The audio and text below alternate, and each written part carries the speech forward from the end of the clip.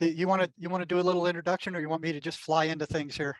Well, I mean, we could just fly into things. I love how you want to start off on the backstory, but we're gonna do a little interview with Mr. Jerry Marzinsky. We've had him on before, and then we've got a special guest today. We're really excited about. Anana, thank you very much for spending your Saturday with us. My And pleasure. why don't you go ahead and take over?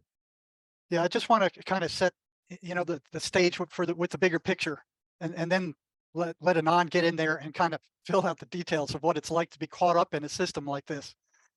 So, for those of you who don't know me, I'm Jerry Marzinsky. I spent about 40 years on the front lines of mental health in one way or another. After graduate school, I started at the biggest psychiatric institute on the planet, Milledgeville, Georgia. There are about 10,000 psych patients in there at the time. It had over 200 buildings, and it sprawled over 3,000 acres. So it was the size of a small city. And there was every type of mental illness you could ever imagine was in there somewhere. And, I was fascinated by abnormal psychology. So for me, it was like a kid in a candy store. So I've worked in mental health centers. I've worked in county hospitals. I spent 18 years working, or about 18 years working in the Arizona Department of Corrections psychology department with the criminally insane and others in there. I spent the last 10 years working psych crisis in the big hospitals around Tucson, and the last couple of years or so in private practice. So I've been in virtually every facet of the Western mental health system, you know, um, and I'm here to tell you, it's a joke. It's a big joke. Uh, the system is a big pharma psychiatric mafia dominated bad joke. It spins round and round and round. Nobody's getting cured. They're not looking for cures. They're lying to the public over and over again. Um, and this system is formulated more for their benefit than it is for the people's benefit. And this started off in 1910 with the Flexner Report. This was uh, a, a Carnegie Foundation, Rockefeller group, the foundations of the big, deep state here, who at that point took over the medical system in the United States. They bought off the Congress with this Flexner Report thing, and shut down any medical school teaching subjects outside of mainstream pharmacology. So it's like, okay, you don't teach pharmacology, you don't teach the big pharma stuff that's going to benefit big pharma. You don't get to graduate medical students. That's all there is to it. They shut down every other type of therapy, naturopathy, the electrical therapies that were coming out then, shamans, virtually everything else was shut down. And it was illegal to practice anything beside pharmacology.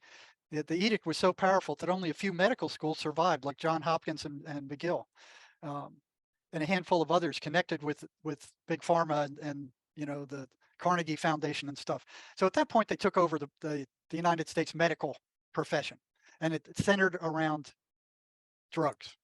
Okay, um, so from there, they didn't have an explanation for psychosis or schizophrenia. They didn't know what caused it.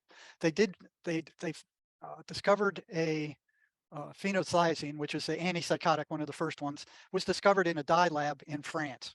The dye clothes, right? They took it and they extracted the active ingredient. They wouldn't let them use it in Europe, so they came over to the U.S. They used it for the first time in a psychiatric hospital in the U.S., and it dumbed down the entire psychiatric population. It didn't cure anything. It just made them more controllable. It calmed them down. It was a major tranquilizer. For the first 10 years they had it, they had no idea why it worked. And that was kind of embarrassing. They didn't formulate it. They didn't discover it. So they're always saying, oh yeah, we have to keep the medical prices high because it takes so much research in all these expensive labs. This was found by accident. And now they're making something like $3.4 billion, I think, of what it was a year off the sale of just these antipsychotic drugs alone. It's insane. So they needed a cause for schizophrenia. So they started by blaming mothers. Oh, the mother raised the kid wrong. I mean, the mother did something, but that was observable, and the mothers kind of came back, hey man, I didn't do anything wrong. I mean, nothing more wrong than anybody else. So that kind of fell to the wayside. Then they moved to genetics. Okay. So the average person could not verify what they were saying. But you need a genetics lab, you need geneticists, you need all these highly trained people, you need all this special equipment. But some of them, that stuck for a long time. Oh yeah, there's a genetic predisposition due to the genes, but they weren't able to find any. You know, when the rubber met the road, they couldn't produce any results. And some of the more honest researchers were saying there is none. We can't find any. Okay, so that explanation went down the drain. They needed another one. You know, so they didn't look like a bunch of fools. They're the doctors, they're the head, they're the high priest of mental health, and they didn't have any explanations for what was causing mental illness and especially schizophrenia. So back in the 70s, when Prozac came out, I believe, if I'm not mistaken, Eli Lilly came out and said, "Oh, it affects the serotonin reuptake somehow, so it's got to be a chemical imbalance." So they started promoting that mental illness was due to a chemical imbalance. They couldn't find one. You know, so um, here they are pushing the chemical imbalance, chemical imbalance. You got to take these drugs. You're not going to go into a psychiatrist's office with any kind of complaint and not come out without a drug. You're going to come out with some kind of toxic drug. Well, So I heard that catchphrase all the time. It's a chemical imbalance. It's basically a marketing catchphrase. It is really what it is to sell the product. yeah, and like you experienced too. I mean, when I got to the state hospital, I was brainwashed by the educational system, which is dominated by big pharma. You know, they pay for what gets published, what doesn't get published, you know, what's covered up, and what they want the public to hear. I mean, they control that pretty tightly through the educational system. And, you know, one of the things was this chemical imbalance crap. They're still teaching it. Okay. So what I noticed, and Anand noticed too from his end, was, you know, I worked with these psychiatrists and I watched what they did. You know, you think if there was a chemical imbalance, they'd want to know what the baseline was. You know, what are there 23 some neurotransmitters in the brain? Which ones are out of balance and by how much? No, that isn't what was happening on the front lines. These guys would just kind of go, oh yeah, well, it looks like he's got schizoaffective or da da da da, and just prescribe some drug out of their formulary to try it out. It was like a trial and error thing. If that didn't work, you try another one, then try another one, try another one. You go around the complete circle until you find the one that worked best. Oh, There you're a guinea was, pig. yeah, yeah, they were guinea pigs. There was no measurement of any kind of chemical imbalance. It just wasn't being done. So it didn't wash with what I was actually experiencing, and it never did. In the whole 40 years I've worked on the front lines of mental health, they're still doing the same thing. There is no test for a chemical imbalance. Well, that goes back to the idea that they don't have anything they can actually test or verify. It kind of gives them an open, options to whatever they want to call it. Right. Whatever And they you like look to what say. they did again. You know, now it's a chemical imbalance. So in order for the average person or the average psychiatrist or doctor to try to verify this, they need a lab. They need specialized people. You know, so here they are burying it on where the answers can't be seen by the average population. It's hidden, and it's hidden behind all this bull crap that they've drummed up and that they're teaching in the medical schools right now. You know, so it's buried under these layers of garbage that the average guy, the average psychiatrist, the average doctor can't verify for themselves. They can't see it, and that's one thing I hated about psychology. You know, my whole first 4 years in psychology, the only thing I could verify is what happened in the rat labs. You could go there and you can actually watch it happen, but everything else you had no access to. As students, I mean, even up into the master's degree, we did not have access to mental health centers, psych hospitals, prisons working with psychiatric populations, or any other access to a clinical population. And in the 35 years I worked in these institutions, I never saw a single researcher in any of those institutions working with frontline people, seeing what's really happening. It was all in the schools that were controlled by the psychiatric mafia and big pharma. You know, so I asked the psychiatrist once. I said, "Well, you know, if you don't have a baseline, you know, you're dishing out these drugs. How do you know what you're treating? How do you know what's out of balance or by how much?" And his response was something like, "Well, the pharmaceutical companies figure all that out. They just tell us what's going on." And I'm like, "Oh my God, you know, how could this be?" You know, that's like letting the chicken in the hen house and giving them, you know, the wolf in the hen house, giving them full run of the thing. So here these people are telling these patients, and I've heard this more than once. Okay, schizophrenia is a life sentence. You know, the only thing you can do is take these drugs. That's it. There is no other treatment for it. You know, so here they come up with this DSM. This it's their Bible of psychiatric illnesses. It started off with a handful of mental illnesses. You know what, 30, 40 years ago. Now it's up to like 340 or something. They have these meetings every couple of years where the psychiatrists come together, and it's been described like a tobacco barn. where the guy, they all come in, they all meet, and they go, "Oh, I got a new mental illness. It's da, da, da, da, and these are the symptoms, and blah, blah, blah, blah." And they go, "Oh, well, that sounds reasonable." 3/4 of them are associated with big pharma. So they pass these mental illnesses, they publish them in this DSM-3, and big pharma comes up behind them and makes some kind of drug they say treats it. It's all a bunch of crap. None of these diagnoses, not a single one, is verifiable by any kind of standardized test. There's no test for any of these diagnoses. They're all completely made up, and segments of human behavior are chopped up, and they turn them into pathologies. So they vote these things in, they vote them out. Mental retardation used to be a mental illness. Homosexuality used to be a mental illness. I've heard that Southern Bell syndrome was one of their diagnoses at one time. So if they get a lot of, right, their newest one is, what is it? Transvestite dysphoria or something like that. So they just make these things up and add them. Then they put a number in there, 3.91, transvestite hysteria, and then they publish it with all these symptoms in there, and it becomes a psychiatric illness. It's a bunch of crap. It's the other thing that they've done in the United States. There's estimated to be 1.5 million schizophrenics in the United States. These are these guys, a lot of them are these homeless people, these homeless veterans that you see on the street who are hearing voices. They can't hold down a job. They've shut down all the state hospitals where they could go and get treatment. They expect them to go to a mental health center. They're not going to go to a mental health center. Even in the state hospital, they wouldn't stay on these meds. It's not going to happen. And then they defunded the mental health centers. So you have the streets filled with millions of mentally ill people with nowhere to go. So if there's like 1.5 million, and that was estimated by the Alliance for Mental Health, you figured that each one of those guys affects maybe 3 other people in the family. They cause turmoil in the family like you've never seen before. Worry and angst and everything else. So you figure 3 people in the family, you're talking 4.5 or 5 million people that are directly affected by these schizophrenics. And the system is putting out lies about the cause because they don't have a cause. They don't know what it is, right?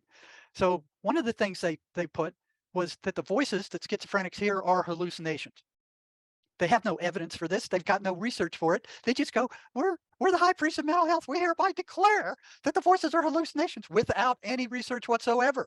What else could they be?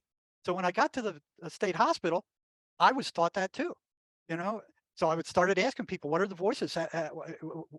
What is schizophrenia? Oh, well, it's a chemical imbalance in the brain. The ones who were honest, and very few of them, said, we really don't know. There were some psychiatrists who actually admitted, we don't know. But the psych nurses and majority of the staff that worked there, they were totally convinced that the voices were hallucinations, and that the only thing to do with them is to drug them. Okay. So I started studying these voices and asking patients, well, none of the staff there were interested in finding out what the voices were saying to these patients. Not one. Here's the voices telling them to do all these absurd things that got them in trouble. And not one staff was curious about what they were or what they were telling these patients. So I started asking them. And what I was getting was something very different than a hallucination. I thought after graduate school, I thought that, well, they're hearing hallucinations. So I thought it would be like word salad. You wouldn't be able to understand anything they were saying. It's like, crazy hallucination. No, these people were speaking in full sentences, coherent sentences. It was like they were carrying on a conversation on one side of the telephone. It's not babble. It's legitimate sentences, legitimate conversations that are going on. Yeah, and they're coherent. They make sense. It's like they're talking to another entity who is answering them coherently, and they're arguing with them. They're walking around. It's like words arguing with their voices. There was one lady that the voices had convinced to walk off the property, and she was arguing with the voices all the way along. They're coherent. So It seemed like the studying the patterns was the most scientific thing you could do. Everything else was a guessing game from what from the approach that big pharma and big medicine had at this point. Exactly right. So I started asking. I got in trouble twice at the state hospital for asking patients what their voices were telling. I got called up into the psychiatrist's office. I was told the voices are hallucinations. If you ask questions about them, you're reinforcing the hallucinations and you're making these people sicker. I knew that was bullcrap even by the time where they did that to me, because I'd already been asking them for a good while. Twice I got in trouble there. It was at the state prison where I was able to form a group of people, schizophrenics who were hearing voices, who would tell me in real time what their voices were telling them while we were in session. Okay? And if one of them went to the warden and said, hey, the psych is asking me questions about the voices I don't like, they wouldn't react by shutting you down. They told the pig, get out of here, to get out of my face.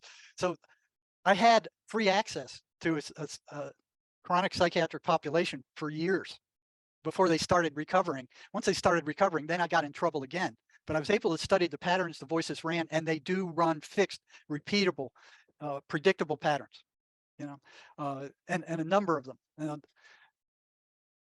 I'm not going to go through all of them. I'm just going to go through a few of them. So anybody who works with schizophrenics, anybody who works in a mental health center, you can see these things for yourself. You don't need a lab. You don't need a genetics lab. You don't need a chemistry lab. You can see these patterns for yourself. And if the voices are running patterns, they are not hallucinations. Hallucinations don't run patterns. They're random. They're all over the place. They're good, they're bad, they're neutral. They're just all over the place. And I'm just going to give you a handful of these. The voices are always negative. They're consistently negative, derogatory, and destructive. They're anti, and what would hold them on such a negative pattern? Why aren't they random? What holds them on such a negative pattern? Why do they stay consistently negative? Why aren't they random? Second thing, they're anti-religious.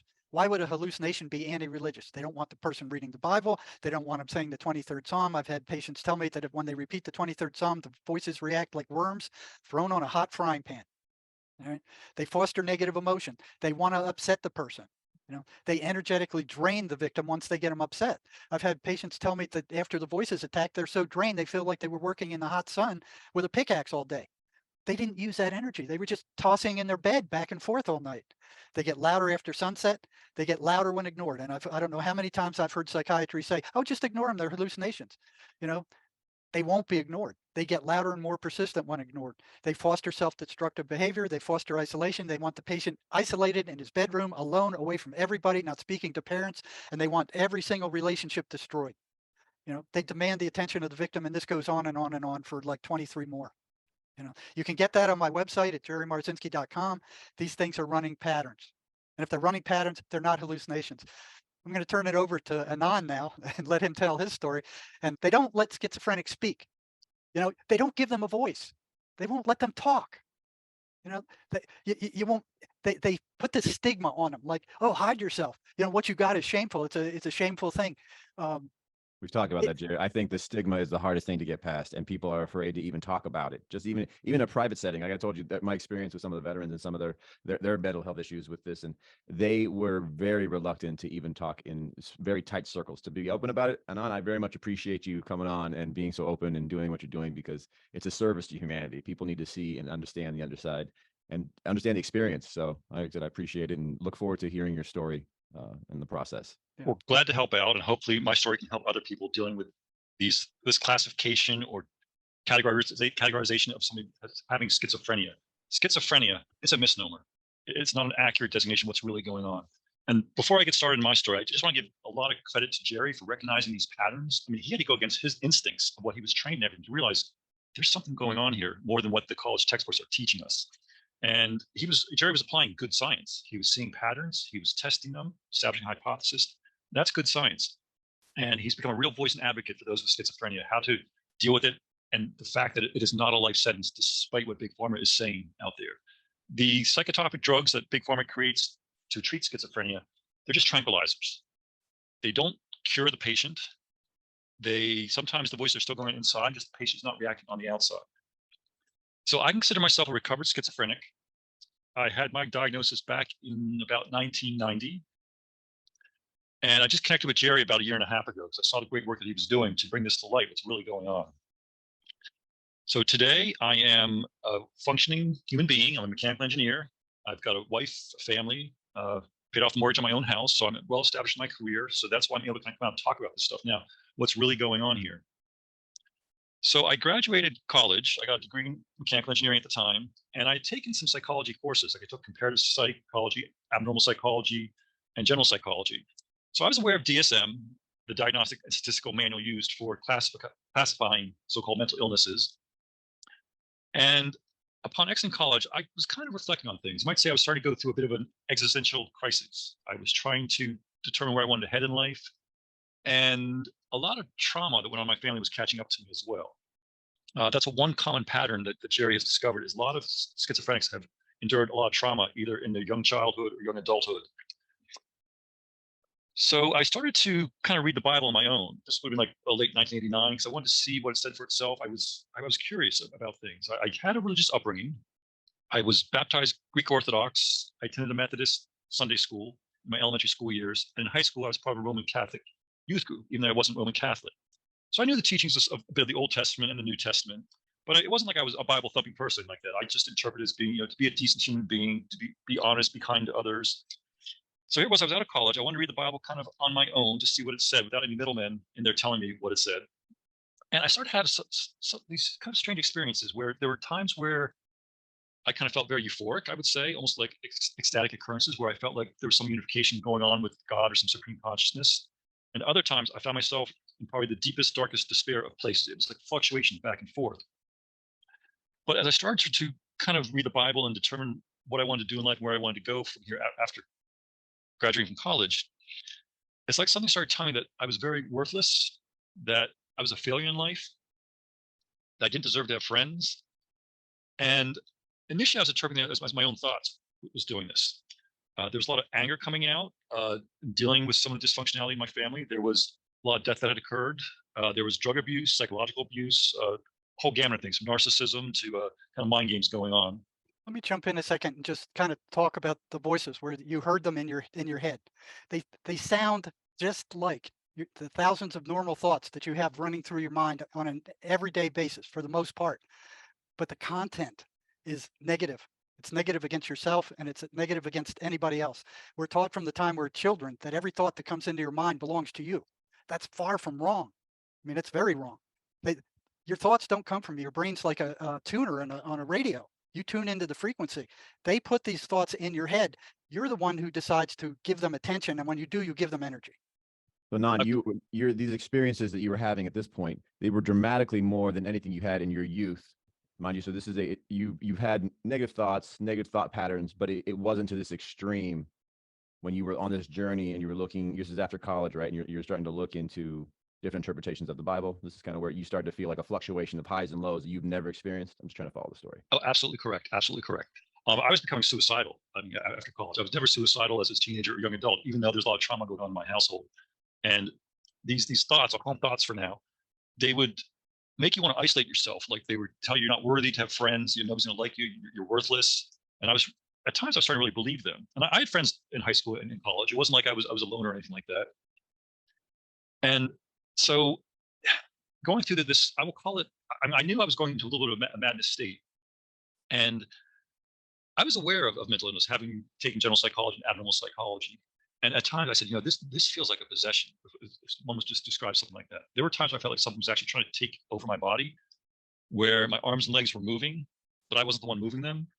So it was almost like I was a state of a split mind a little bit too. I felt like there was something almost inside of me. And I'm thinking to myself, wow, I remember studying this stuff in school and college, what the psychology textbooks said about these mental health conditions. But boy, this sure feels like what religions refer to as a possession or attempted possession that was occurring. So I was crashing psychologically at this point in time. This would have been going into early 1990. I was feeling very, very, very depressed. There was a whole gamut of different psychological behaviors, not just schizophrenia, but it was probably depression. I could say there's some manic episodes, some lows and highs. I think things were fluctuating back and forth. But remember, I got so depressed where I was no longer seeing in color. I was seeing in black and white. Food had lost all flavor. And I felt like I'd failed in life, that I had nothing to contribute to society or humanity, that I should just give it up. And I mean, there's a lot of other stuff going on, but I'm not going to go into full details. I'm just going to kind of focus on some of the key occurrences.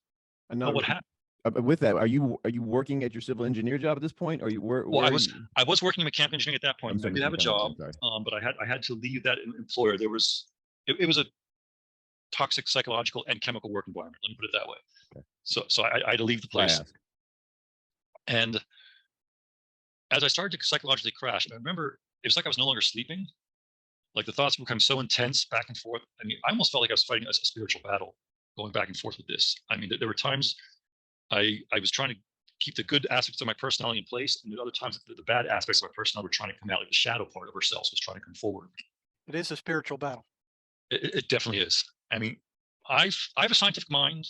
I've learned chemistry and physics and being a mechanical engineer, but I know what I went through, and I have to be honest and straightforward. It definitely is a spiritual battle.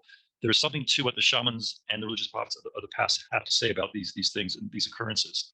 Were you hesitant as well to share your experience at that point? I mean, it must have been a new experience having all these highs and lows. That's not normal. Were you hiding? Were you holding this within yourself most of the time as well? Oh, absolutely, absolutely. I mean, I really didn't start talking about this stuff probably in the last 3 or 4 years. Well, if you tell a psychiatrist, they drug you even more. So I reached a point where I felt like I wasn't sleeping anymore at all, and my body started to kind of shake. I mean, I was like moving all over the place. So my family brought me to the emergency room. They thought that I was that I could possibly be having a lithium overdose because I'd be placed on lithium at that point in time to try and treat my condition. But I probably wasn't even remembering to take lithium. I couldn't even think. I couldn't even add numbers. My mind was that overwhelmed by what these voices were trying to, or these strong thoughts were saying back and forth. You just can't even focus on what you want to do. And there's also a tendency for these thoughts to distort your reality. Sometimes they make your reality very intense, and sometimes they will gaslight you. They'll say things that are not true. So from the emergency room, I was admitted to a psychiatric ward. So this would have been about summer of 1990. And I remember I got the diagnosis of having affective schizophrenic disorder when in the hospital. And of course, they kept asking me, "Are you hearing voices? Are you hearing voices?" And I didn't want to say yes to that. So I always put a caveat on it. I said, "Yeah, I'm hearing voices, but just my mind playing tricks on me." I would always kind of add that thought to it. But at the time, the voices were more internal in my head. And I wasn't sure if it was my own thoughts or something external putting these thoughts in my head. I was going back and forth on this. But it was almost like a battle of having the devil on one side of the shoulder and then a good benevolent angel on the other side. And I was fighting back and forth in my head to deal with this. Now, once in the psychiatric hospital, I mean, it's not a very pleasant place. Let's put it that way. I remember they gave me all different types of drugs to try and snap me out of it. Little pills, big pills. I mean, I remember they would have me try different shaped pills, all different colors. It was like a kaleidoscope of different colored pills. Nothing worked. And I heard the same stuff that Jerry talks about. Oh, they told me, oh, it's a chemical imbalance. And I asked them at the time, I said, well, then what's the baseline of the brain? Where are the chemicals supposed to be at? I just got blank stares from all the doctors there on it. And those drugs they give you, the psychotropic drugs, they don't know which one's going to work or snap you out of it. So they give you this one in a small little half Dixie cup size thing, and they'll give you another one. There's some days I don't even remember. The side effects of the drugs are pretty awful. It's not something you want to trade on the street. Very dry mouth. There are times it's very hard to talk. I can remember sometimes where I would be looking in a particular direction. I would turn my head and the scene would go like in shifts just to catch up with where I was looking. I mean, these are just some of the side effects of the drugs. They make you sometimes nauseous. And there was a time in the psychiatric hospital where those voices got very, very, very intense to the point where I didn't think I felt like I didn't sleep for 48 hours. And it was like a cacophony of voices. And now they were external of me. And it was almost like, it sounded like men's, women's, and children's voices. A good way of describing what it sounded like is if you're in a movie theater or about to watch a play start, you have everybody having their own little conversations with their family or their friends, and might be talking on their cell phone. So it's like all these different conversations going on. Now, I don't know if those voices were specifically talking about me, because I was trying to just block them out. I mean, like I said, this is a spiritual battle. These voices are from external entities. I've come to the conclusion, and they're trying to break you. They're like bullies. They're trying to get at you. They feed off of negative emotions like anger, fear. They want you to be in a state of chaos, turmoil, and upset. That's why they try and keep you up. They try and have you have a lack of sleep so that you'll be more vulnerable to their attacks. And they drain your energy. They suck it out of you. I remember some days when I was in the psychiatric hospital, they wanted to get us to go out for walks. I could barely lift my feet to get out of bed. So in the psychiatric hospital, some of the staff were pretty good. I remember some of the nurses were rather compassionate. That definitely helped. Some of the psychiatric doctors, I wasn't so sure. I think one of them was trying to experiment with doing some sort of anger management therapy or something with me. And you're treated like a number in there when you're in there. And it was not a pleasant experience by any means. So none of the drugs were working. If you mind me asking, how long were you in there? 4 weeks. Okay. And how long was the average visit by a psychiatrist? Oh, I think it was maybe 20 minutes every couple of days. I remember they had like art therapy there. And of course, there was like 3 wings to the place where I was staying at. One wing was for those who were participating in experimental pharmaceutical drug tests, either volunteer or paid. And the other wing, I think, was for those who were in recovery from, say, alcohol or other drugs, a recovery program. So the psychiatric hospital covered a gamut of different mental illnesses. So it reached a point where they gave me all these different drugs and pills to try, and nothing was working. I mean, I was at rock bottom. I felt like I had no future. I felt like now I've been diagnosed with having affective schizophrenic disorder. Who's going to hire me now? How am I going to get started in my life? There's a real stigma associated with it. So nothing was working. My health insurance was running out. The next option was I was going to end up in a state psychiatric hospital. So they decided as last resort to do ECT on me, which is electroconvulsive therapy. That's where they will actually give the brain a shock, a voltage across it.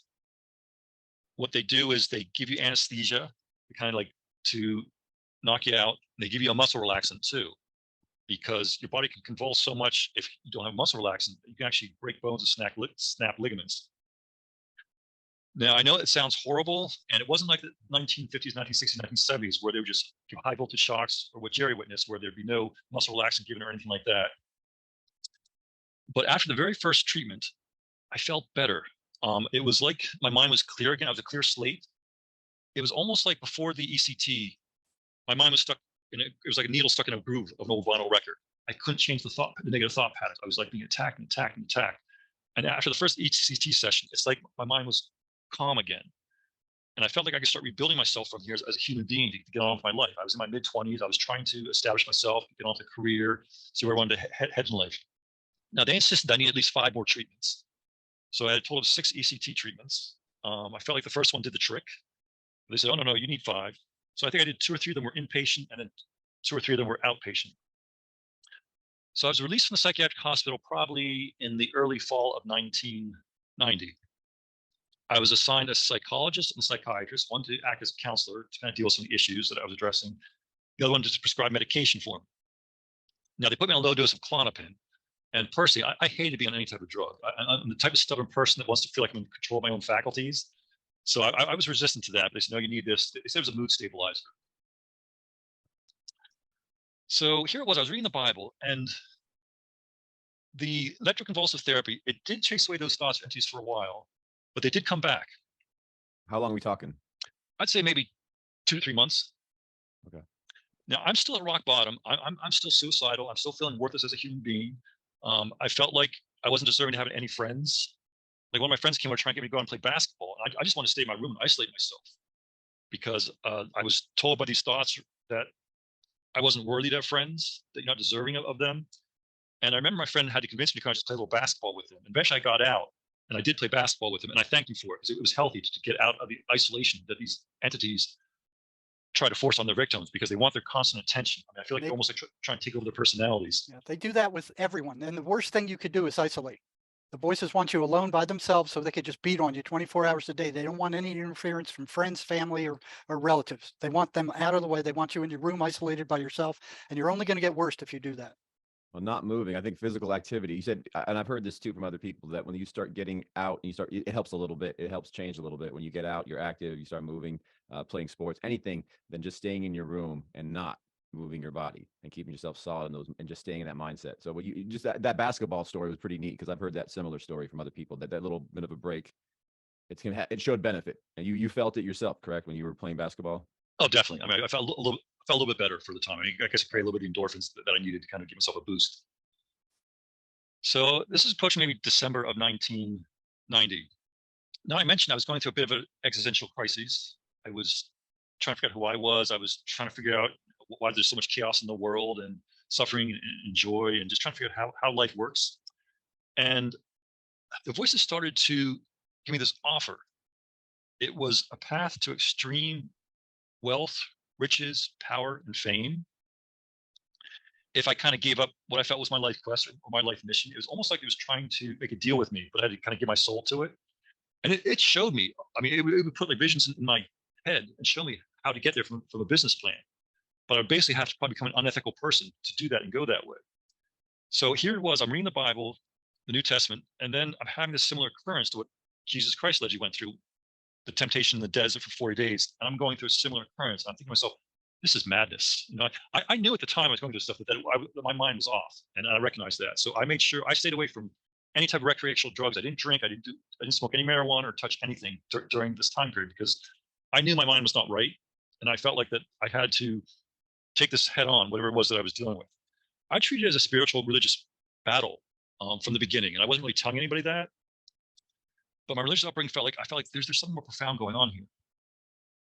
And my whole reality has been distorted because I'm going through this experience of something offering mammon to give up my quest, that I had this great future ahead. It was almost like an offer of the material world, riches, power, wealth, fame. But I had to sell my soul to it. Like I was being tempted with this stuff. And I resisted it. I mean, it was tough. I said no to it. And I was in a broken state at the time. I was unemployed. I was psychologically in a psychological disarray. I was dealing with the diagnosis of having affective schizophrenic disorder. So the offer was tempting, but I said no to it. And then the next stage, it probably occurred maybe a month or so later, it would start attacking me, like make me feel extreme guilt for my existence. It would pull up things of my past and say, see, you're a worthless creature. You're a worthless human being. I remember I used to go fishing as a kid to catch like sunnies, bass, or trout. And of course, you would have to, if you're using live bait, you hook an earthworm under the hook to cast it out. And these voices or entities, they kept telling me, see how horrible you are. You killed this worm. You say you're an ethical person, but here's you killed this worm to catch fish and everything. So what these entities were doing, they were kind of using my own morality against me in a sense. It was like they were tormenting or torturing me. And they would try to get me to commit suicide several times. I mean, to eliminate myself. I can remember at times actually going out and getting the pipes together and connecting to a car to commit suicide by carbon monoxide poisoning. I had the duct tape out and everything. And I had two younger nieces at the time. And I started kind of thinking about them. What would happen to them if their uncle committed suicide? And I realized that it would probably devastate them, and it would give a permission slip for them to do the same thing, to commit suicide if they ever face such trauma in life. And so that kind of stopped me from going through with it. And that's a positive emotion. That was compassion coming into play. So these entities, they don't like positive emotions. They thrive off of negativity, fear, anger, terror. Now, whether they're feeding off it or if it's a drug for them, like it's an addiction for them too, I don't quite know. There's different ways of looking at this. So then the next round of attacks, it was almost like I was being put on trial, a series of tribulations. And I felt like that these entities, it was changing which ones were attacking me. Like I was going through a managerial hierarchy. Like, oh, that first attack didn't work. We'll try a different attack on this person. Because the tone and the words and the language that each of these entities seemed to use seemed to be different. I could tell they were getting a little bit more sophisticated as it went up the ranks a little bit. So I felt like I was going up some sort of managerial ranking during these attacks. Real quick, Anon, when you're going through this hierarchy, say managerial hierarchy, were you at this point now like talking back to the voices? Were you questioning them? Because obviously they needed higher, positions to kind of take over. Whatever they're doing is not working to their liking. Something's changed. Were you at this point trying to, I guess the best way is to say that's a lie, like the lie program. Are you doing that and were you trying to instill a little bit like, I understand these aren't for me at all? Or where's your understanding at this point now? Because you've had a lot of experience with this at this point in your life, with these voices, and you're establishing that there's a hierarchy. Where's your conversation with them at this point? I mean, I'm resisting them. Now, it was a combination of many different views of how I was looking at this. Part of it was just my mind is broken. I'm mad. Part of me was saying, no, this is a legitimate spiritual religious battle here. So I didn't know for sure. I was going back and forth. There were times I was arguing with the thoughts in my head. There's other times I was probably speaking out loud to them. But usually when nobody's around, I would talk out loud to them because I didn't even know that I was talking to these thoughts in my head that was going back and forth. So they were trying to make me feel extreme guilt, to make me feel worthless, to generate any type of negative emotion that they could. So they started making me feel guilty for any morsel of meat that I ever ate throughout my entire life, and any ant, fly, or worm that I'd ever killed. They were starting to list every flaw in my character. And I started to fight back. I started to defend myself against them. Now, I would pull God into the equation. I would say to them, wait a second. You're accusing me of being a horrible creature for eating the meat and flesh of other animals. And I say, God created me with teeth, tongue, and mouth. God created other animals with teeth, tongue, and mouth. We have this thing called the food chain out there, and I don't necessarily like it, but it does exist.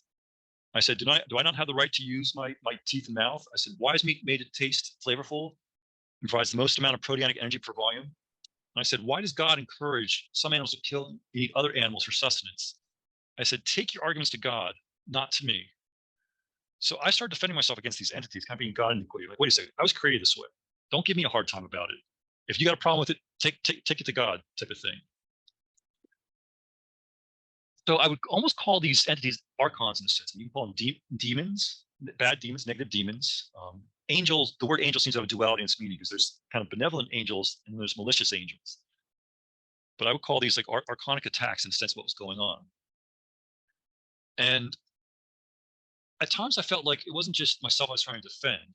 Like I was acting as an advocate for all of humanity. I mean, it was like these entities were saying that humanity doesn't deserve to exist. It's like there's a judgment going on with what I was dealing with. And I remember that it was like these prosecutors would say to me in my head, or external voices, you know, humanity is a worthless creation. They will never learn. They will never change. They are always killing each other. And these entities or thoughts, they would actually show scenes in my head of the various wars throughout history. And it would show all the chaos that humanity has created on this planet. And I would defend myself and humanity against these thoughts. I would say, yes, you're correct. Some human beings are awful. They're greedy.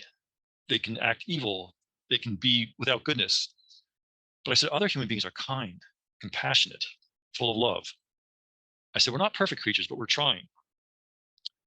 And I said to them, you don't condemn an entire species based on the actions of a few. Just because there's some evil people out there doesn't mean that all human beings are evil. So needless to say, I was going through a whole bunch of different tribulations and attacks from these archonic entities, whatever they were. And again, I'm still going back and forth. Is this my own head? Or is this something external? I would go back and forth on what I felt was going on here. Now, I was seeing a counselor at the time, and I wasn't telling her any of this stuff. Primarily the counselor, I was dealing with some codependent issues I had with my upbringing and my mom that I was trying to break away from. Anand, when you were explaining to your counselor at this point, were you just saying how your physical depression and low energy levels, were you describing the physical characteristics of this, or were you pretty much hiding all of that? I'd say I was pretty much hiding all of that, because I wasn't, every time they'd ask me, are you hearing voices, I would kind of skirt around it. No, because I felt like, one, I didn't want them prescribing harder drugs to me. And the voices would actually tell me that, hey, if you tell them about us, they're just gonna make it worse for you. They're gonna lock you up in a psychiatric in a padded room the rest of your life. You'll never see the light of day. And I've heard that a number of times with patients over the years. They say that exact thing word for word. And the voices were saying that they just prescribed harder drugs on you. And in a sense, they were right, because the voices were right about Yeah, they that. were. So I would call these voices parasitic entities. Mhm. What they're trying to get out of me, they're trying to generate any type of negative emotions. And I was fighting back and forth. They don't want you to have a positive attitude or outlook on life. They want you to wither away, I guess, as they feed off that energy, whatever that essence is that they're going for. So I went through a series of tribulations, various different battles, tormentors and prosecutors, all different things were being said back and forth. So finally, I reached a state. This is probably now approaching the end of the summer of 1991. I was physically, psychologically, and spiritually exhausted from all I've been going on these past couple of years, dealing with these voices in my head, these attacks, dealing with the diagnosis of having affective schizophrenic disorder. I was unemployed. I was suicidal. I was at rock bottom. I mean, I was really ready to end my life and give it up. I started praying as heavily as I possibly could. I said, God, if you're there, give me a sign. I said, I need some sort of sign that there's more to our material existence than just our bodies. And the final tribulation I was going through this time was these thoughts of telling me that God doesn't exist. Give it up. You're just random molecules that happen to come together and form. There's no meaning to your life. And they took a very kind of anti-pro-religious stance on this, because here we have religions telling us that there's more to our existence than just a material existence, that we do have a soul, we do have an essence or a spirit, as you want to call it. There's much more going on than just the physical world. So here these entities were trying to destroy any belief or faith I had in God. They were trying to destroy me. They were trying to make me feel like God doesn't exist. So I started praying as heavily as I possibly could. I said, God, give me a sign. I need to know that you exist. If you give me a sign, I can continue on with this battle. I said, I don't know if this is some sort of spiritual battle I'm supposed to go through. I don't know if this is my own thoughts just playing mind games with me. I don't know what's going on here, but I need a sign from you if I'm going to continue on in this world to deal with this stuff. So I prayed so intensely for about 2 weeks. It's probably the most intense praying, compassionate praying I ever did in my life to God or some higher consciousness or whatever we want to choose to define what God is. I didn't say what the sign had to be. It could have been anything I would have accepted. If a Bible arrived by mistake in the mail, took the wrong address, I would have accepted that. Hey, that's it. If a priest showed up at my door, started knocking at my door, or a rabbi, I would have said, that's the sign. But something very profound happened. I had a vision or hallucination, or you could say some entities materialized in my room. Now, I have a PowerPoint presentation, if you want to share screen, that I can show you and your audience what a so-called schizophrenic encountered. Sure. So-called random hallucinations that Jerry mentions that schizophrenics have, because they're not random. There we go. You got it. Nice work. Excellent, guys. excellent. Okay. Appreciate you both. Thanks for your patience on that. No, thank you. So can you see the inside of a room here? Yes. Yep. Okay. So I mentioned I was praying for about 2 weeks so intensely for God to give me a sign. Give me a sign that there's something more profound that I'm dealing with here. That this isn't just madness of the mind, that this is a legitimate spiritual religious battle that I'm undergoing here. So after 2 weeks of most intense praying, I woke up about 2 or 3 o'clock in the morning with the feeling that there was a presence in the room. It was a very, very powerful feeling. I looked around. I'm lying in my bed looking up. This is a square ceiling light fixture that was in the room. I didn't see anything, but I felt like something's in here with me. And then all of a sudden, I start to see like this grayish, smokish, foggish, cloud-like substance come out near the ceiling.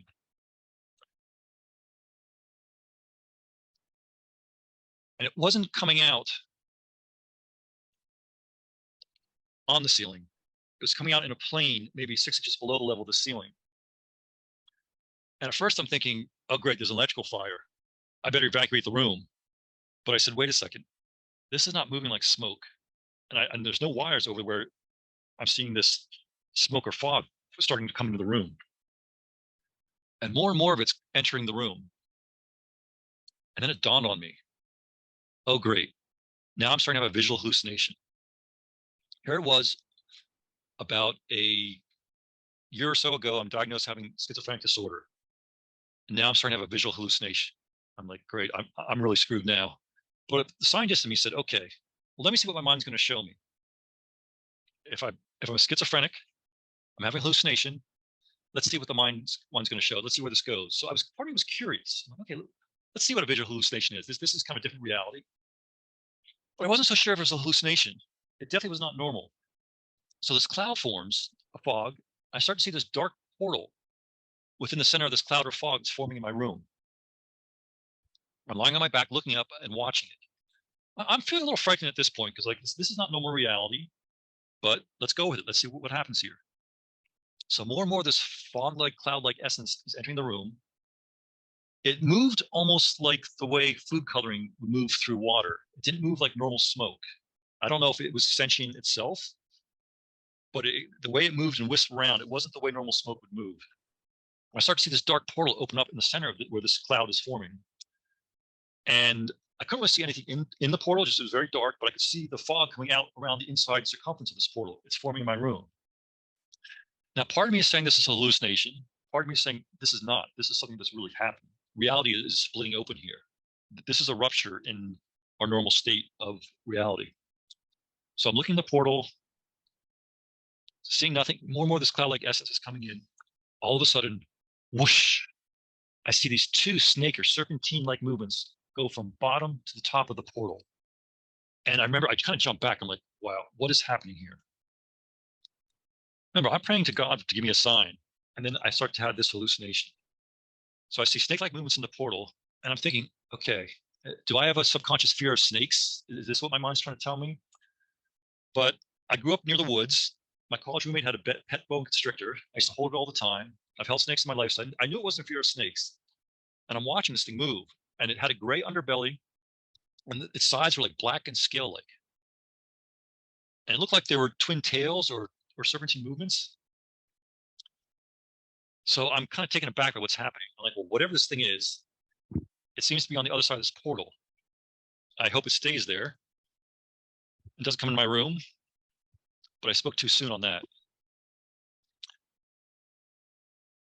Eventually, the whole cloud had formed in my room, and it kind of obscured the portal. I knew the portal was still there. I knew that snake-like serpentine entity was on the other side of reality, you might say, or in that portal that had formed. And then I see these serpentine movements within the cloud itself that's in my room. I knew I was still in my room because I could see the square ceiling light fixture. So that was my data point to know that I'm still in my room. But this serpentine creature, whatever it is now within my room and moving within this cloud. And I can see the serpentine movements moving all around. And I'm getting a little more and more frightened of this. We're like, this is not normal. This shouldn't be happening. And the cloud became very solid again. I'm waiting to see what happens. And then all of a sudden, this creature comes out of the cloud. Now I was taken aback again. I kind of laughed at it in my head because I saw serpentine movements in that portal. I was expecting to see if this snake-like entity was coming in my room. I expected to have like a snake head on it or a lizard-like head on it. I mean, it was a snake after all. And I look, it's got like a mammalian face or head to it. It looked like a dog or lion-like from the side. It had a mane. And I remember it looked like almost like it had two tails, like two sets of vertebrae parallel to each other when it first came into the room. And this is 100% of what it looked like. I remember this so distinctly because I was laughing because I said, oh, here I am. I'm a schizophrenic. My mind's coming up with this weird creature that has a lion dog-like face on it and a serpentine or worm-like body. And there was like split down the side of its body. As I said, it almost like a seam where there was two sets of spines, like they had two spines coming out of the base of its skull. Now, I'm not sure if this is a hallucination or a vision or if these things are actually materializing in my room because this was back in 1991. There were no cell phones around, so I couldn't grab it, snap a picture real quick. I wish I could have. So I was kind of scared, but more curious and more kind of, I was going to say, a humor a little bit like too. Like this is the random hallucinations my mind's deciding to come up with here. So it comes farther into the room, but I started to write a book about some of my search for meaning in life and religion after these experiences, after my existential crisis, or you could call it dark night of the soul. And I came across this online. And I was like, oh my goodness, this looks very similar to what I saw coming out of the cloud back in the fall of 1991 in my room. This entity is called Chinubis. And if you take a look at it, the item on the left is from an amulet from about, somewhere 2nd, 3rd, or 4th century AD. You can see it has like a mammalian or lion-like face from the side. And there's that seam going down, like it has two sets of vertebrae or two spines.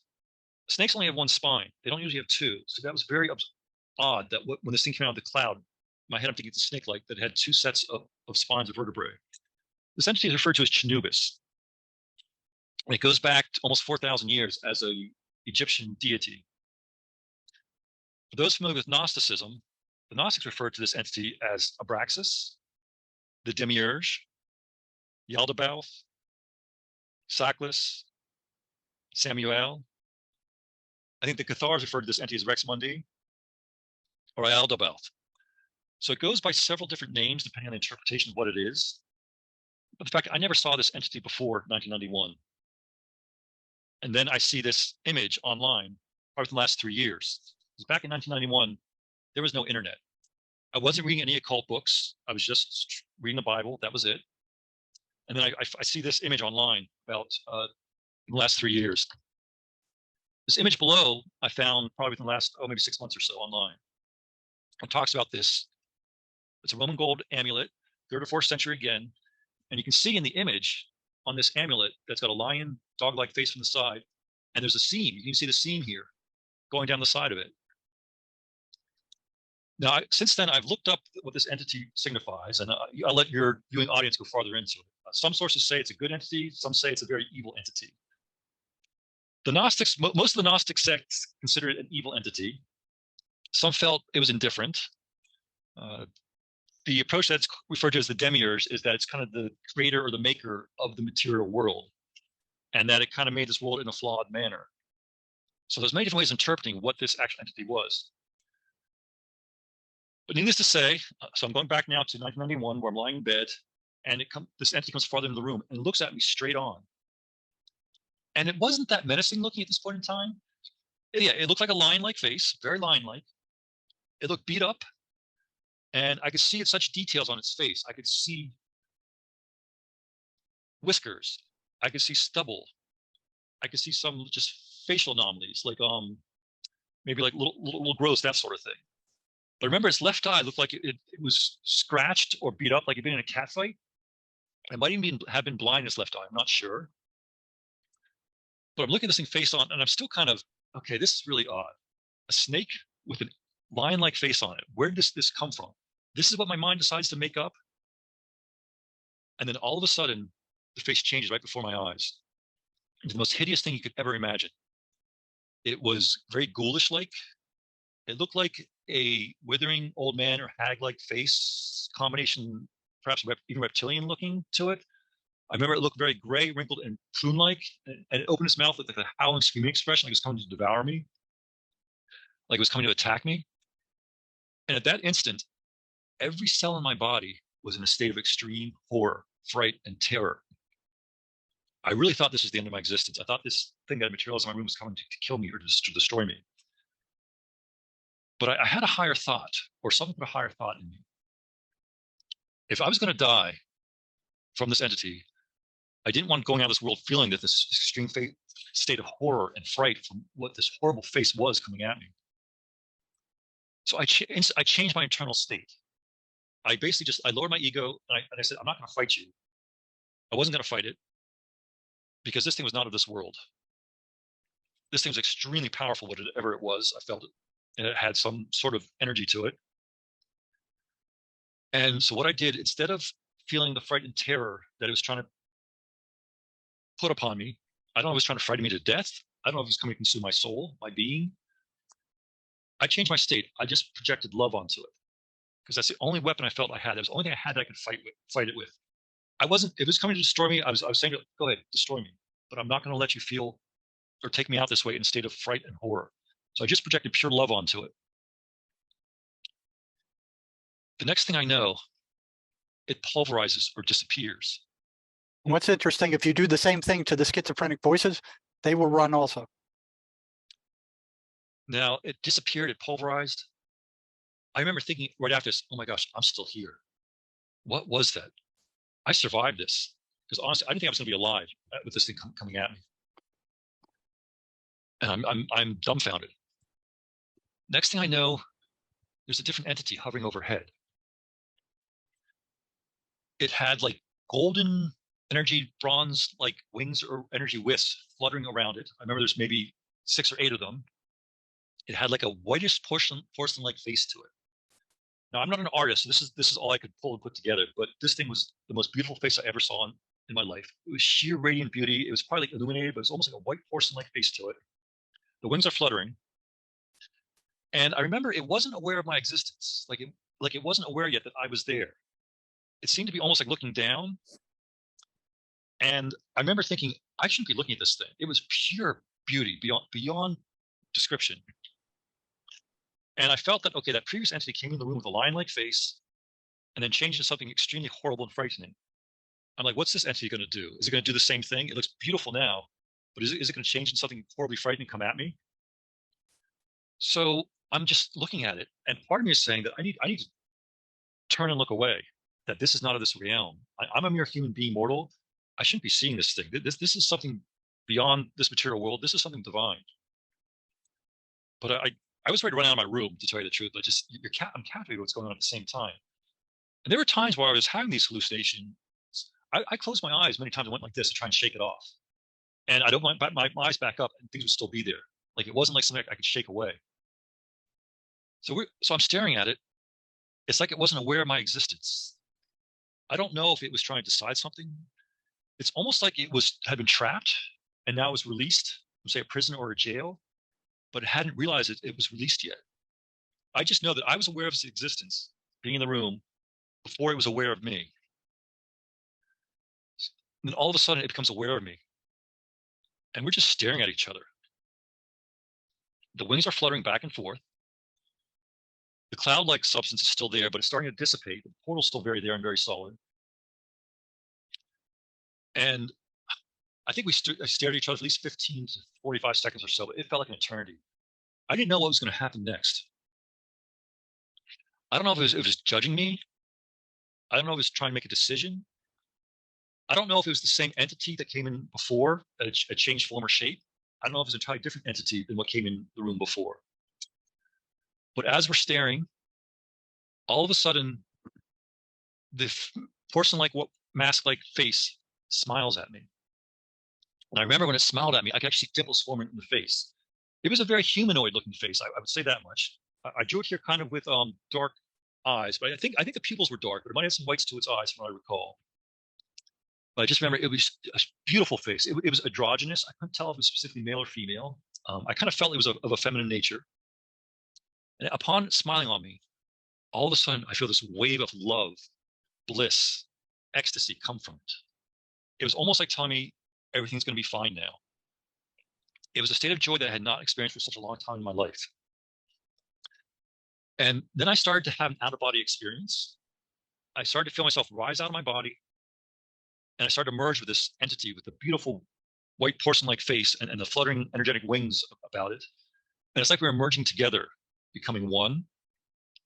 I'm rising out of my body, and I'm starting to merge with this entity. I mean, it's like I could feel it, and it could feel me. Like we were becoming one and the same. And it started to go in reverse into the portal where that other entity had come out of. And I was combining with it, like I was merging with it. And we were both going to go to the portal together. And I'm in a state of sheer ecstatic bliss, total joy, total peace, total triumph. And just as I was about to 100% merge with this entity, and we were both going to go through the portal together, I fell back asleep, or I was put back to sleep. So everything went gray, and it's like I went out just as we were entering the portal. So I woke up the next morning about 6 or 7 a.m. I was in a state of religious shock. It's like, what just happened? I didn't tell my counselor about any of these occurrences because I didn't want her to say, oh, you're seeing things. Now we're going to put you on harder drugs. As I said, I felt like I was dealing with a spiritual battle here during these entities. So I don't know if I was being tortured or tormented or going through some sort of initiation process. There's many different ways of describing this experience that I had. I mean, I would call it a divine experience. And I'm also thinking to myself, who am I to have had such an experience? Who do I tell about this stuff? Do I want to tell a priest? Do I want to tell a rabbi? I didn't know who to tell because I didn't quite understand it myself. So I've kept this inside of me for almost 30 years. But that vision or those entities finally materializing in my room, it saved my life. That was the turning point where I started to overcome my schizophrenia. The voices started to subside drastically. It was almost like that final tribulation that I went through before I started praying for God to give me a sign was telling me that God doesn't exist, that you're worthless, that there's nothing more to your material existence than just your body, your bones, your blood, that there's no such thing as a soul or a spirit. And then I had this experience. It basically totally negated what those negative entities were telling me. Because for those negative entities to tell me God doesn't exist, and I go through this experience, it basically said there is something more to our existence than just the material realm. So there's several ways of interpreting what occurred. That beautiful illuminated entity with the androgynous-like face, white porcelain, fluttering wings, could have been what they call a seraphim. It could have been what they refer to as Sophia. Could have been our Damon in the benevolent sense, our higher self. It could have been my guardian angel, where he or she was trapped by this negative entity, and I somehow freed her by projecting love when I was attacked by that entity with a lion-like face. I have to keep an open mind with this stuff because I've been doing lots of reading on various religious approaches and interpretations of this. And the Gnostics talk about this stuff. If you read some of the Nag Hammadi library, the text of the Nag Hammadi library, the Gnostics talk about this stuff. I had no knowledge of Gnosticism until 3 years ago. As I said, I was primarily raised Greek Orthodox. I was in a Methodist Sunday school and then a Roman Catholic youth group. They don't teach about some entity with a snake-like body and a lion-like face on it. They do not. And so you had almost 27 years of trying to kind of figure this out on your own, with your own interpretations of what these experiences were. My main question too is from this point now that the showing of love and love energy and what it did to the darker forces, was that now in your toolbox from then on out? Was that also part, maybe was that something as soon as you start having those negative patterns coming back again, the thought patterns, were you immediately going back to that love? Because obviously it gave you such a quick reaction. It empowered you. Was that something now that you were using in your day-to-day, or was you not even having to deal with these dark thoughts as much? Or they No, not even showing up at all? Oh, absolutely. No, I mean, and if you read a lot of the religious scriptures, it basically keeps telling us over and over again that love is the answer. It's something that we as human beings are tough to express sometimes, to even talk about it. But that was the tool that saved my life. And it's learning to. I was gaining back the notion of love, forgiveness for those that have transgressors against us. Learning to forgive our enemies, in a sense, putting forth compassion. But it helped me to be able to rebuild myself. I mean, I still had a long way to go. I was still unemployed. The voices were still there, but they were subsiding drastically. But their attacks were no longer effective because I was able to stand up to them now. Because they revealed, by having that vision or having those entities materialize in my room, it told me that those very strong thoughts or entities were something very legitimate and real. You might call them non-corporeal beings. But what it meant is it legitimized what I was going through. And so I was able to stand up to them even stronger. So when they started to put like negative thoughts or say things, I just say, cut it out. Come on. I know who you are now. You gave yourself away. And the schizophrenics who were able to send love to the voices, they would act like they were being burned by a blowtorch.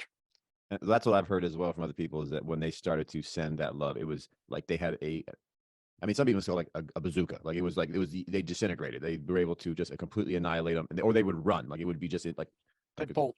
Yep. They don't want nothing to do with you. Now, needless to say, I haven't been on any psychotropic drugs since 1993. I consider myself a recovered schizophrenic, so I'm proof that this is not a life sentence. But what Jerry's saying, the drugs being prescribed at the pharmaceuticals, for the short term, sometimes, yes, they are necessary as tranquilizers. But I think there's some patients Jerry would not have reached if they weren't on these drugs. Right. But for the long-term use, absolutely not. I mean, they're toxic.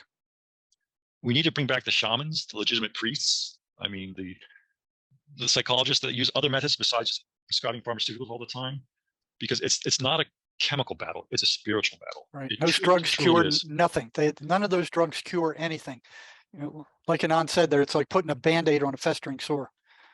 Yeah, well, Jerry and we've talked quite a bit. He knows I've looked into the Gnostics and the Cathars a lot. So I would love to hear your interpretation when you started to see and start looking into those books like Nag Hammadi. That must have been kind of an awesome experience to just see that this has been shared by others. Like we have a history in this world of dealing with such entities, dark thought patterns, and kind of their different interpretation of the world that we're in. Could you talk about that, Anand, and how that, and then the difference between the Cathars and the Gnostics, because they do have a little bit of a difference. Oh, sorry, that could be a whole other show on itself, though. Really, and I wouldn't mind that too. So, but well, here's I had to apply logic to what I went through. I mean, here it is. I had a so-called a random hallucination, but yet I see something that humanity was aware of millenniums ago, back around the time of Christ and perhaps beforehand. Why did I see something that other human beings had seen back in history, this entity? And I never saw it before. Like I went back to, after the experiences, I went back to some of my old college textbooks, my adult psychology book, to see if I'd somehow been playing in my subconscious mind. But as I said, when I first saw it back in 1991, coming out of that cloud, I'd never seen it before. I laughed at it because I thought it was kind of funny looking. A lion, dog face on a snake body? That's a weird hallucination to have. So there's, the Gnostic text. I had some experiences actually while reading the Nag Hammadi library for the first time. I read it, an English translation of it, probably about a year and a half ago. And I did have an auditory hallucination while I was reading it. It was very interesting. Something said, haha. It was like a voice. And it was so loud, I jumped out of bed. It woke me up. And I went to walk the dog afterwards, came back about a half hour later. And I started reading more into the Nag Hammadi library. It's about 10:30 at night. And then I came across this section about 3 or 4 pages in that talks about how Sophia laughed, and I think how the Yaldabaoth laughed, and it kind of goes into that, but it was definitely a very strong synchronicity. And I wrote it down. I don't have the full details here, but it was an occurrence. I said, okay, there's still stuff going on here. So I've never had a visual hallucination like that again in my life ever. That was the only time back in 1991 where I could say that I had a visual hallucination or a vision. I really think those things materialized in my room, but I can't distinguish that. And after I had that visual hallucination or the vision in 1991, I didn't trust my mind. I thought like, okay, I'm gonna have a bunch of more of these now because I got schizophrenia. I'm dealing with this stuff. I'm gonna start seeing a bunch of other random hallucinations. I never had another one since. So I would say that vision saved my life because it basically gave legitimacy to what I was going through. It told me that there is more to our existence than just our material bodies, that we do have a soul and a spirit. there's multiple interpretations out there in the religions as far as what exactly is going on in the world and in the non-corporeal realms that you can call it, the higher spheres of existence. I don't know the specific details, but I will say this much. I do know there is something going on. I just don't know if we're interpreting it correctly. I don't know if the Gnostics interpret it correctly. I don't know if the Orthodox views interpret it correctly.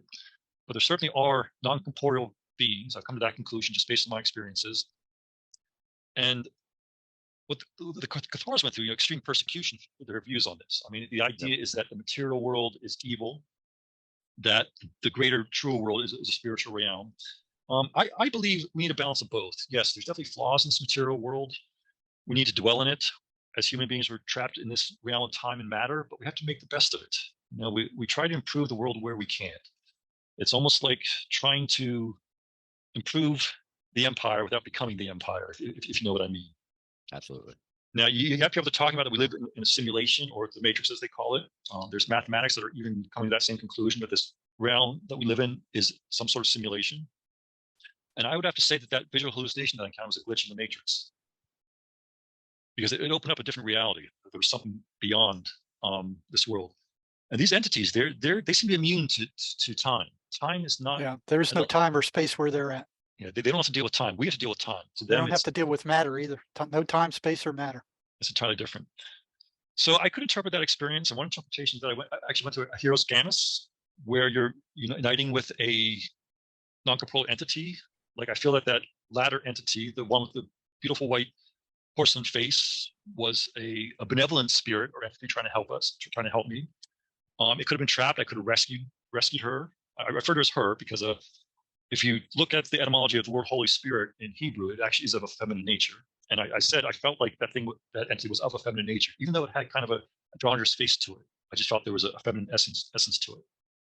Carl Jung gets into some of the stuff with the anima and animus, for those that are familiar with some of Carl Jung's works. So I guess in conclusion, what I'm trying to present here is schizophrenia is not a life sentence. There's something more profound to it. It's a spiritual battle. There are much better ways to deal with it than just tranquilizing your brain and rotting out your mind. Jerry Marzinsky has some methods that work, like the MACE method. That's a live program. But this is something that can be overcome. And I think also, I'd like to tell the viewing audience that there is some real truth to the religious scriptures out there. Just we have to be careful how we interpret them, because some stuff is literal, some is figurative, some is metaphorical. We don't always know which is which.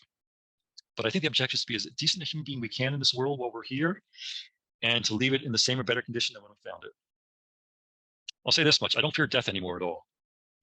I don't want to come prematurely either. I like to live a good long life, but I don't fear death anymore after having undergone that experience, because it told me there is something greater going on in our realities. Well, I really appreciate you have a very quantitative look through this process, like as a scientist would, as an engineer would, and I appreciate that, because a lot of people, they just try to push a narrative or an idea that their experience as being fact, and you very much put up that this is my real life, my story, my truth. This is what my experience, but I'm also open to other interpretations. And it's very unusual for an engineer.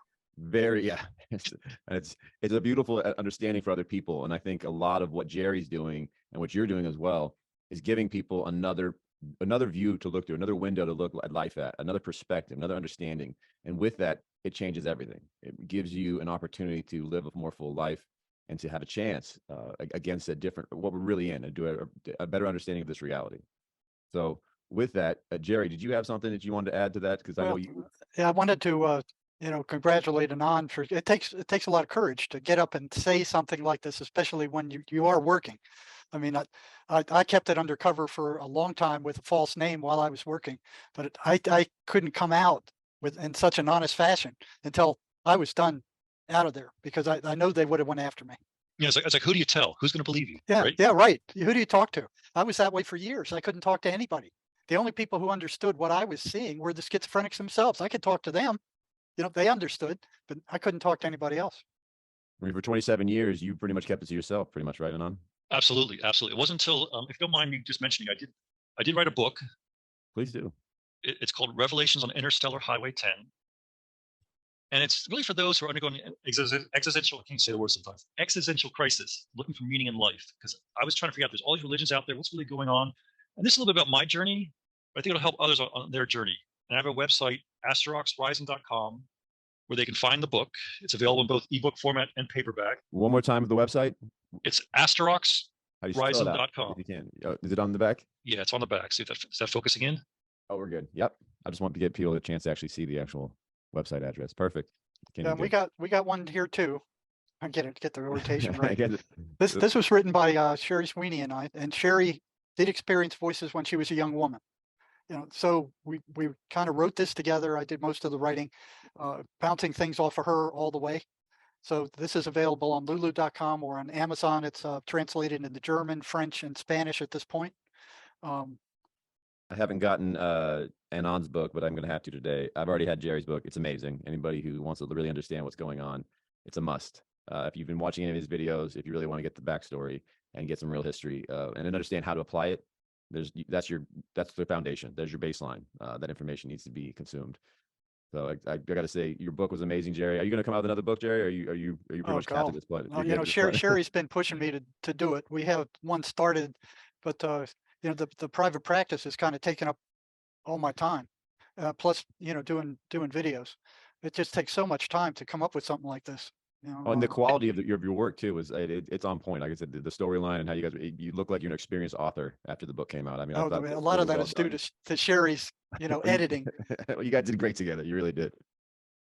And with your book, did you go into some of the religious aspects? I'm intrigued by that. I think you're probably heard by my conversations and my questions, the Cathars and other denominations in the past. Is that in your book as well? Is that kind of through your journey? So you're kind of looking at the interpretations of all these other religions a little bit on the absolutely. And my book is also available on Amazon too. You can find it there if somebody types it in there. I'll send you the link to my website for your show notes.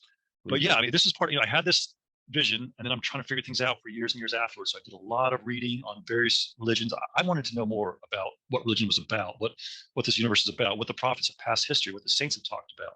And my book is kind of a part of that journey of what I came to conclude, and it helps somebody to find a little bit of meaning in life and to understand that there's more to our existence than just being born and dying, that there's a reason we're here, that we do have souls and a spirit. It's trying to build our consciousness, to wake us up to higher realms of awareness. Yeah, we are spiritual beings. I mean, these are spacesuits that we run around in, and that's totally ignored by psychiatry and psychology. There's no spiritual aspect to that at all.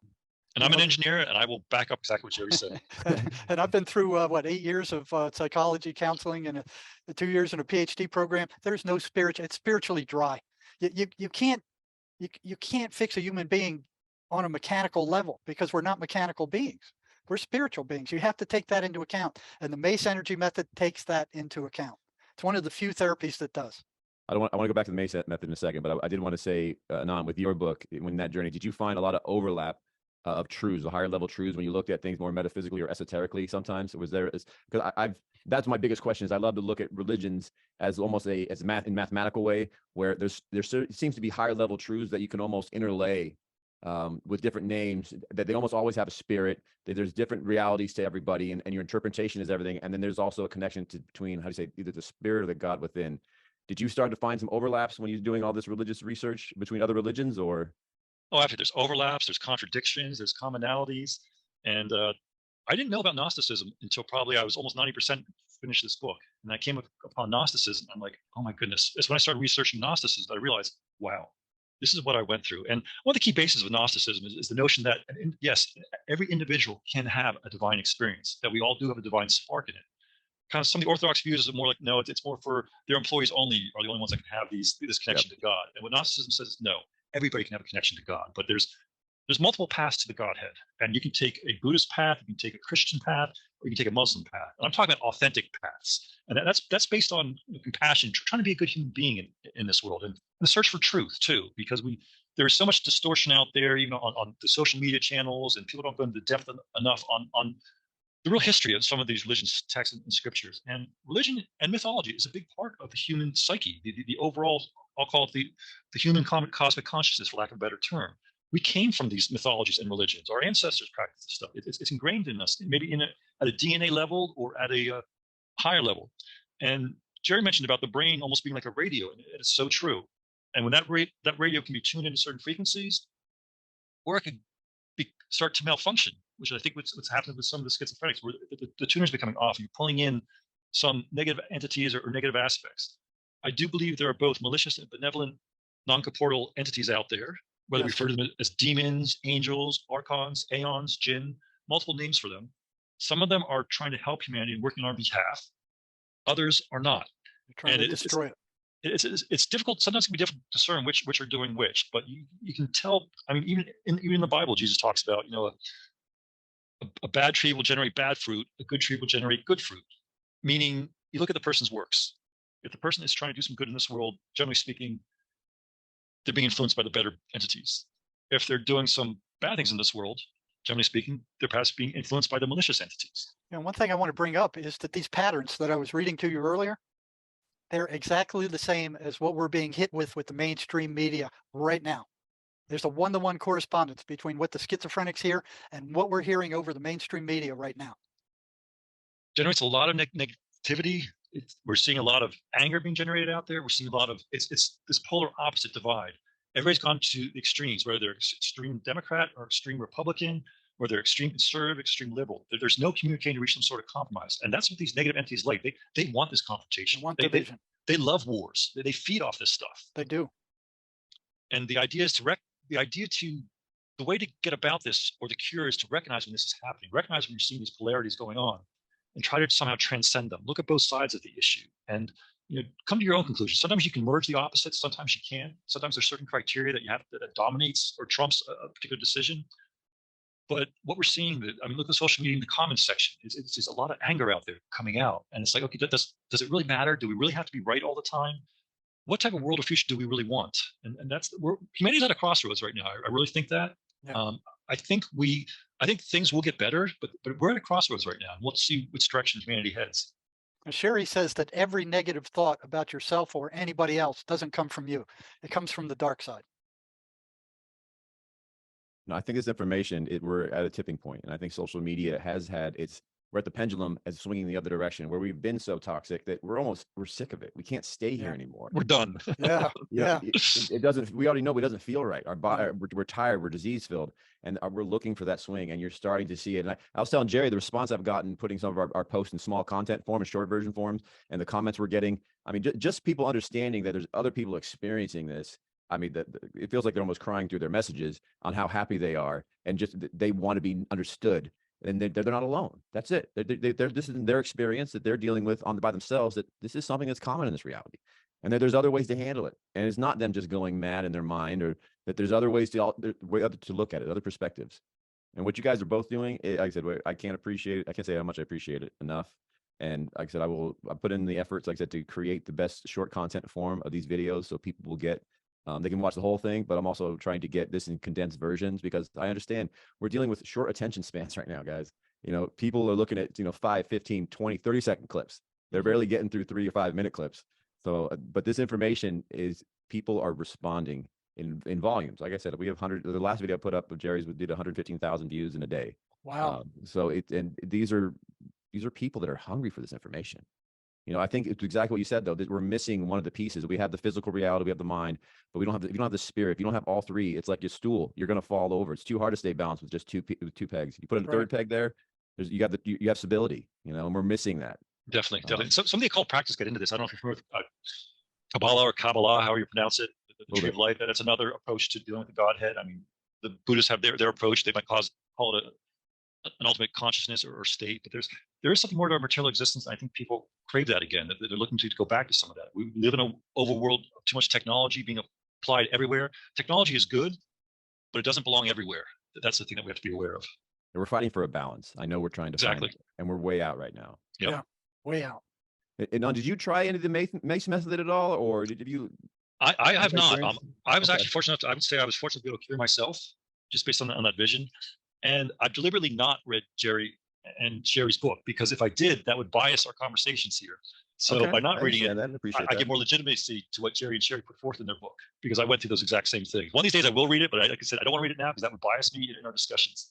Well, I really appreciate your scientific point, your scientific view of this, because it helps people that are more quantitative and qualitative and analysis type thinking to look at this more open-mindedly. This isn't just a religious thing. And I think that's what Jerry does really well too, is he lets you know, this isn't about just Christianity. This isn't about one religion. this is talked about in all religions, and in most religions at least, and that there's a different perspective that you can come at this with, an empowerment of, rather than being a victim of this, whatever you want to call it, versus a victor. And it's beautiful. You guys are a great team, and I really appreciate you guys both being here today. Do you guys have any closing remarks at all? I mean, you guys have done, you've gone through all over the gamut today. Well, just thanking you, Derek, for presenting a platform where we can tell our stories and at least present our material to the world and a viewing audience, to at least help some people out there. We thank you as well. Yeah, without guys like you, there's nothing we could do. I mean, we couldn't get this out because the mainstream is not going to put this out. Forget it. They're going to do everything they can to bury it. You're not going to hear this from the mainstream anywhere, especially from psychiatry or psychology or the medical establishment, especially from big pharma. They don't want any of this out. No, well, it's an absolute honor to be helping you guys. Like I said, I think I'm working with legends here, so I really do appreciate you. And if anything I could ever do to keep the word getting out, you already know I'm trying it. I'll have a couple of days of editing and probably another week of short form editing. But if any other times you guys want to talk or have anything that comes up, or if you ever want to talk about your book or something that's coming out, Jerry or Anon, feel free to reach out, because the world needs you guys, and the more we can get to them, I think the better place we're going to have for everybody, and a better chance for humanity as a whole. So Agreed.